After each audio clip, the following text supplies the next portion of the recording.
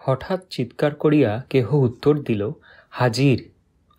কাহাকেও ডাকিতে শুনি নাই, তথাপি অতি করুণ ও ভক্তি উচ্ছ্বসিত স্বরে উত্তর শুনিলাম, কি আজ্ঞা প্রভু? কে তোমার প্রভু? কাহার হুকুমে এরূপ উদ্দীপ্ত হইলে? কি আশ্চর্য! একটি কথাতেই জীবনের সমস্ত স্তরগুলি আলোড়িত হইল। সুপ্ত স্মৃতি আজ জাগরিত, যাহা অশব্দ আজ তাহা শব্দায়মান, যাহা বুদ্ধির অগম্য ছিল আজ তাহা অর্থযুক্ত হইল। এখন বুঝিতে পারিতেছি, বাহির ছাড়া ভিতর হইতেও হুকুম আসিয়া থাকে। মনে করিতাম আমার ইচ্ছাতেই সব হইয়াছে। আমি কি এক? একটু মনস্থির করিলেই দুইয়ের মধ্যে যে সর্বদা কথা চলিতেছে তাহা শুনিতে পাই। ইহারাই আমাকে চালাইতেছে। ইহাদের মধ্যে কুমতি তো আমি, সুমতি তবে কে? এই সম্বন্ধে 27 বৎসর পূর্বের কয়েকটি ঘটনা মনে পড়িতেছে। কোনোদিনও লিখিতে পারি নাই, কিন্তু ভিতর হইতে কে আমাকে লিখাইতে আরম্ভ করিল। তাহারই আজ্ঞাতে আকাশ স্পন্দন ও অদৃশ্য আলোক বিষয়ে লিখিলাম। পরে লিখাইল উদ্ভিদ জীবন মানবীয় জীবনেরই ছায়ামাত্র। পূর্বে জীবন সম্বন্ধে বেশি কিছুই জানিতাম না। কাহার আদেশে এরূপ লিখিলাম? লিখিয়াও নিষ্কৃতি পাইলাম না। ভিতর হইতে কে সমালোচক সাজিয়া বলিতে লাগিল, এত যে কথা রচনা করিলে, পরীক্ষা করিয়া দেখিয়াছ কি ইহার কোনটা সত্য কোনটা মিথ্যা? জবাব দিলাম, যেসব বিষয়ে অনুসন্ধান করিতে গিয়া বড় বড় পণ্ডিতেরা পরাস্ত হইয়াছেন, আমি সেসব কি করিয়া নির্ণয় করিব? তাহাদের অসংখ্য কল কারখানা ও পরীক্ষাগার আছে, এখানে তাহার কিছুই নাই। অসম্ভবকে কি করিয়া সম্ভব করিব? ইহাতেও সমালোচকের কথা থামিল না। অগত্যা ছুতার কামার দিয়া 3 মাসের মধ্যে একটা কল প্রস্তুত করিলাম। তাহা দিয়া যেসব অদ্ভুত তত্ত্ব আবিষ্কৃত হইল, তাহা আমার কথা দূরে থাকুক, বিদেশি বৈজ্ঞানিক দিগকে পর্যন্ত বিস্মিত করিল। অল্পদিনের মধ্যেই এই বিষয়ে অনেক সুখ্যাতি হইল এবং বিলাতের সম্বর্ধনা সভায় নিমন্ত্রিত হইলাম। বিখ্যাত বৈজ্ঞানিক উইলিয়াম রামসে বহু সাধুবাদ করিলেন। পরে বলিলেন, কাহারও কাহারও মনে হইতে পারে যে এখন হইতে ভারতে নূতন জ্ঞান যুগ আরম্ভ হইল, কিন্তু একটি কোকিলের ধ্বনিতে বসন্তের আগমন মনে করা যুক্তিসঙ্গত নয়। সেদিন বোধহয় আমার উপর কুমতিরই প্রাদুর্ভাব হইয়া থাকিবে, কারণ স্পর্ধার সহিতই উত্তর দিয়াছিলাম।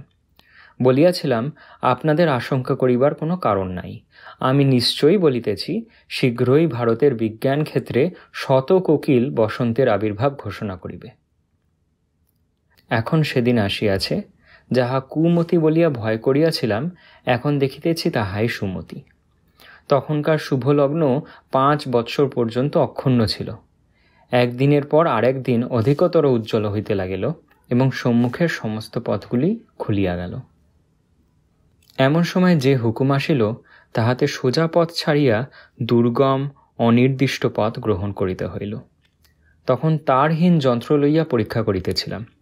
দেখিতে পাইয়াছিলাম, কলের সাড়া প্রথম প্রথম বৃহৎ হইত, তাহার পর ক্ষীণ হইয়া লুপ্ত হইয়া যাইত। বৈজ্ঞানিক প্রবন্ধে লিখিয়াছিলাম, দিবারম্ভেই পরীক্ষণ শ্রেয়, কারণ সারাদিন পরীক্ষার পর কল ক্লান্ত হইয়া যায়। অমনি ভিতরকার সমালোচক বলিয়া উঠিল, কল কি মানুষ যে ক্লান্ত হইবে? কলে কেন ক্লান্তি হয়, এই প্রশ্ন কিছুতেই এড়াইতে পারিলাম না। অনেকগুলি আবিষ্কার কেবল লিখিবার অপেক্ষায় ছিল। সেই সব ছাড়িয়া দিয়া নূতন প্রশ্নের উত্তর অনুসন্ধান করিতে হইল। ক্রমে দেখিতে পাইলাম, জীবনহীন ধাতুও উত্তেজিত এবং অবসাদগ্রস্ত হয়। উত্তেজনা স্থগিত রাখিলে স্বল্পাধিককালে ক্লান্তি দূর হয়।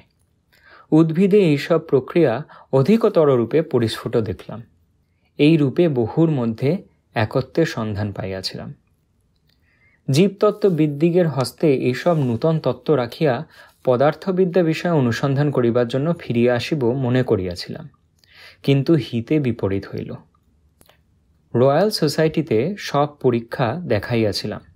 সর্বপ্রধান জীবতত্ত্ববিদ বার্ডন স্যান্ডারসন বলিলেন, জীবন তত্ত্ব সম্বন্ধে আপনি যে পরীক্ষা করিয়াছেন, সে সম্বন্ধে আমাদের চেষ্টা পূর্বে নিষ্ফল হইয়াছে, সুতরাং আপনার কথা অসম্ভব ও অগ্রাহ্য। এই শাস্ত্রে আপনার অনধিকার চর্চা হইয়াছে। আপনি পদার্থবিদ্যায় যশস্বী হইয়াছেন, আপনার সম্মুখে সেই প্রশস্ত পথে বহু কৃতিত্ব রহিয়াছে, আপনার অজ্ঞাত পথ হইতে নিবৃত্ত হউন। তখন কুমতির প্ররোচনায় বলিলাম, নিবৃত্ত হইব না, এই বন্ধুর পথই আমার। আজ হইতে সোজা পথ ছাড়িলাম। আজ যাহা প্রত্যাখ্যাত হইল তাহাই সত্য। ইচ্ছাতেই হোক অনিচ্ছাতেই হোক, তাহা সকলকে গ্রহণ করিতেই হইবে। এই দুর্মতির ফল ফলিতে অধিক বিলম্ব হইল না। সব দিকের পথ একেবারে বন্ধ হইয়া গেল এবং সমস্ত আলো যেন অকস্মাৎ নিবিয়া গেল। কিন্তু ইহার পর হইতে অন্তরের ক্ষীণ আলো অধিকতর পরিস্ফুট হইতে লাগিল। প্রখর আলোকে যাহা দেখিতে পাই নাই, এখন তাহা দেখিতে পাইলাম।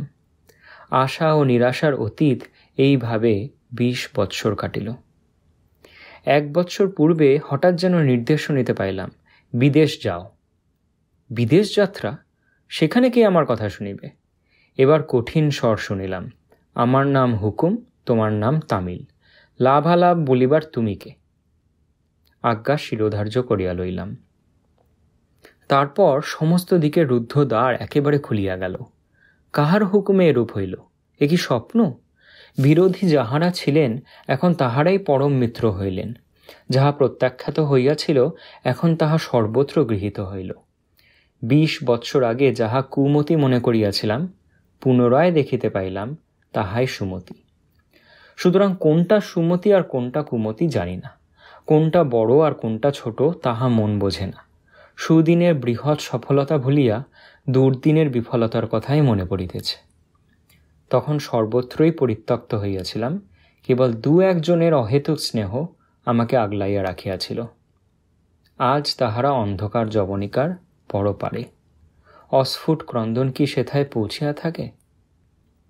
জীবনের যখন পূর্ণ শক্তি, তখন কোলাহলের মধ্যে তোমার নির্দেশ স্পষ্ট করিয়া শুনিতে পারিতাম না। এখন পারিতেছি, কিন্তু সব শক্তি নির্জীব হইয়া আসতেছে। একদিন তোমার হুকুমে মাঝখানের জবনিকা ছিন্ন হইবে। মৃত্তিকা দিয়া যাহা গড়িয়াছিলে তাহা ধূলি হইয়া পড়িয়া রহিবে। কি লইয়া তখন সে তোমার নিকট উপস্থিত হইবে? অল্পই তাহার সুকৃতি, অসংখ্য তাহার দুষ্কৃতি। তবে বলিবার কি আছে, কোনটা সুমতি আর কোনটা দুর্মতি, এই ধন্দাতেই জীবন কাটিয়াছে। সাফাই করিবার কথা যখন কিছুই নাই, তখন তোমার পদপ্রান্তে লুণ্ঠিত সে কেবল বলিবে, আসামি হাজির।